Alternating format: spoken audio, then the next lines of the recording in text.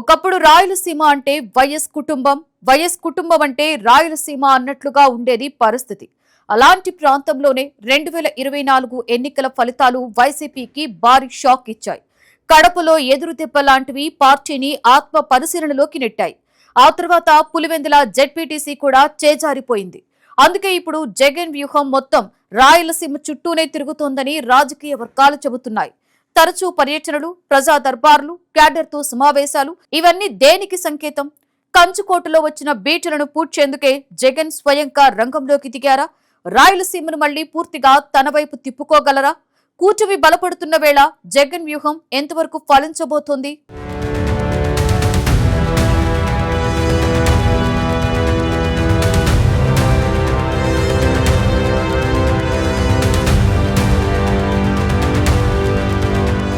రెండు 2024 ఎన్నికల ఫలితాలు వైసీపీ రాజకీయ ప్రయాణంలోనే అతిపెద్ద షాక్ గా నిలిచాయి. 2019లో ఏకపక్ష విజయంతో అధికారంలోకి వచ్చిన పార్టీ కేవలం 5 ఏళ్ల వ్యవధిలోనే భారీ ఎదురుదెబ్బను ఎదుర్కొంది. రాష్ట్ర వ్యాప్తంగా కూటమి ప్రపంచ విజయగా వైసీపీ ఊహించిన స్థాయిలో వెనకబడిపోయింది. ముఖ్యంగా పార్టీకి బలమైన అండగా నిలిచిన రాయలసీమలోని ఫలితాలు ఆశించిన విధంగా రాకపోవడం జగన్ ను ఆలోచన పడేసిన అంశంగా రాజకీయ వర్గాలు విశ్లేషిస్తున్నాయి. రాయలసీమ అంటే వైఎస్ కుటుంబానికి రాజకీయంగా గుండెకాయలాంటిది. దశాబ్దాలుగా ఆ ప్రాంతంలో వైఎస్ కుటుంబానికి ప్రత్యేకమైన ప్రజాభిమానం ఉంది. ఉమ్మడి కడప జిల్లా అయితే వైఎస్ కుటుంబానికి రాజకీయ జన్మభూమిగా చెప్పుకోవచ్చు.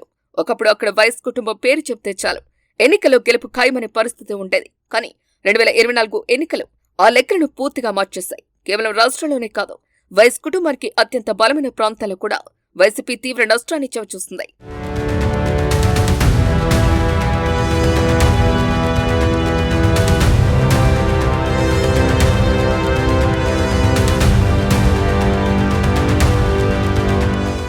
అత్యంత ఆశ్చర్యకరమైన విషయం ఏంటంటే వైఎస్ కుటుంబానికి కంచుకొట్టుగా పేరొందిన కడప అసెంబ్లీ నియోజకవర్గంలో కూడా వైసీపీ ఓటమిని చవిచూడాల్సి వచ్చింది. ఇది సాధారణ రాజకీయ పరాజయం కాదని, పార్టీ బలహీనతకు సంకేతమని రాజకీయ విశ్లేషకులు భావిస్తున్నారు. ఎందుకంటే కడప జిల్లాను వైసీపీకి చివరి వరకు అండగా నిలిచే ప్రాంతంగా అందరూ భావించారు. అలాంటి ప్రాంతాల్లో కూడా ఓటర్ల తీర్పు మారటం పార్టీకి హెచ్చరికగా మారింది. అంతేకాదు, రాయలసీమ మొత్తం మీద చూసిన వైసీపీ గత ఎన్నికలతో పోలిస్తే గణనీయంగా వెనకపడింది.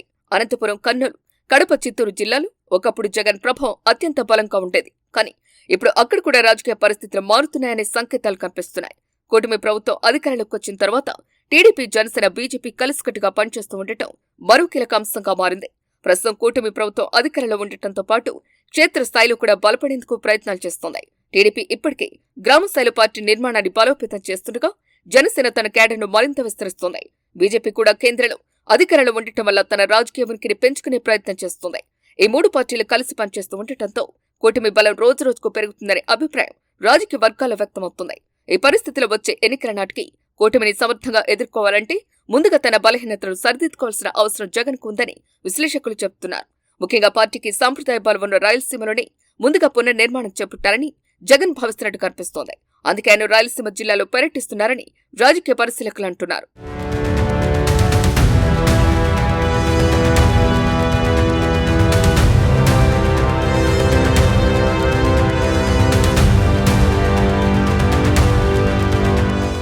జగన్ పర్యటనలు గమనిస్తే క్షేత్రస్థాయిలో పార్టీ పరిస్థితిని అంచనా వేసే ప్రయత్నం చేస్తున్నట్టు కనిపిస్తోంది. నాయకులు, కార్యకర్తలతో సమావేశాలు నిర్వహించడం, ప్రజలతో నేరుగా మాట్లాడటం, స్థానిక సమస్యలను తెలుసుకోవటం వంటి కార్యక్రమాల ద్వారా పార్టీని మళ్లీ చైతన్యవంతం చేయాలనే లక్ష్యంతో ముందుకు సాగుతున్నట్టు తెలుస్తోంది. ఇందులో అత్యంత ఆసక్తికరమైన అంశం పులివెందుల. పులివెందుల అంటే వైఎస్ కుటుంబానికి రాజకీయ చిరునామా. 1978 నుంచి ఆ ప్రాంతం వైఎస్ కుటుంబం ఆధిపత్యంలోనే కొనసాగుతోంది. వైఎస్ఆర్ 6 సార్లు అక్కడి నుంచి ఎమ్మెల్యేగా గెలిచారు. జగన్ వరుసగా 3 సార్లు గెలిచారు. విజయమ్మ, వివేకానందరెడ్డి కూడా అక్కడి రాజకీయాలు కీలక పాత్ర పోషించారు. పులివెందులలో వైఎస్ కుటుంబ ప్రభావం చెక్కు చెదరనిదిగా భావించేవారు. కానీ జెడ్పీటీసీ ఉప ఎన్నిక రాజకీయంగా పెద్ద చర్చకు దారితీస్తుంది. పులివెందుల వంటి కంచుకోటలోని వైసీపీ ఓటమిని ఎదుర్కోవటం పార్టీకి గట్టి హెచ్చరికగా మారింది. అధికార పార్టీ ప్రభావం, ఎన్నికల పరిస్థితుల వంటి కారణాలు వైసీపీ నేతలు ప్రస్తావించినప్పటికీ క్షేత్రస్థాయిలో పార్టీ శ్రేణులు నిరసించడం కూడా ఓ కారణమని రాజకీయ విశ్లేషకులు చెబుతున్నారు.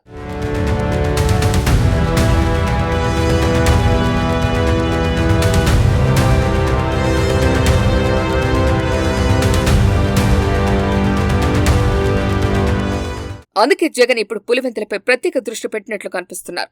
గతంతో పోలిస్తే ఆయన పులివెందుల పర్యటనలు పెరిగాయి. 2-3 నెలలకు ఒకసారి అక్కడికి వెళ్లటం, ప్రజా దర్బార్లు నిర్వహించడం, కార్యకర్తలతో సమావేశాలు పెట్టడం, స్థానిక అభివృద్ధి కార్యక్రమాలు పాల్గొనటం వంటి చర్యలు చేపడుతున్నారు. ఒక్కరోజు వెళ్లి రావటం కాకుండా 3 రోజుల వరకు అక్కడే గడుపుతున్నారు. దీనిని చాలా మంది సాధారణ పర్యటనగా చూడటం లేదు. పులివెందులలో పార్టీ పునరుజ్జీవనానికి జగన్ స్వయంగా రంగంలోకి దిగారని భావిస్తున్నారు. ఎందుకంటే పులివెందులలో పరిస్థితి చక్కబడితేనే రాయలసీమలో పార్టీకి మళ్లీ బలం చేకూరుతుందని వైసీపీ నాయకత్వం అర్థం చేసుకున్నట్టు కనిపిస్తోంది. ఇక్కడ మరో ముఖ్యమైన అంశం క్యాడర్తో నాయకత్వానికి ఏర్పడిన దూరం. గతంలో వైఎస్సార్ రాజకీయాల్లో ఉన్నప్పుడు ప్రజలకు కార్యకర్తలకు ఎప్పుడూ అందుబాటులో ఉండేవారని స్థానికులు గుర్తు చేసుకుంటున్నారు. వివేకానందరెడ్డి కూడా అదే తరహాలో క్షేత్రస్థాయిలో చురుగ్గా ఉండేవారు. దాంతో పార్టీపై ప్రజలు బలమైన అనుబంధం ఏర్పడింది. కానీ కాలక్రమేణా ఆ అనుబంధం కొంతమేర బలహీనపడిందనే అభిప్రాయం వినిపిస్తోంది. అందుకే ఇప్పుడు జగన్ గ్రామస్థాయి వరకు వెళ్లి కార్యకర్తలతో నేరుగా మాట్లాడారని కొందరు రాజకీయ విశ్లేషకులు సూచిస్తున్నారు. మండల స్థాయి, గ్రామస్థాయి నాయకులతో ప్రత్యేక సమావేశాలు నిర్వహించి వారి సమస్యలు తెలుసుకోవాలని చెబుతున్నారు. అలా చేస్తేనే పార్టీ క్యాడర్లు మళ్లీ ఉత్సాహం వస్తుందని అభిప్రాయపడుతున్నారు.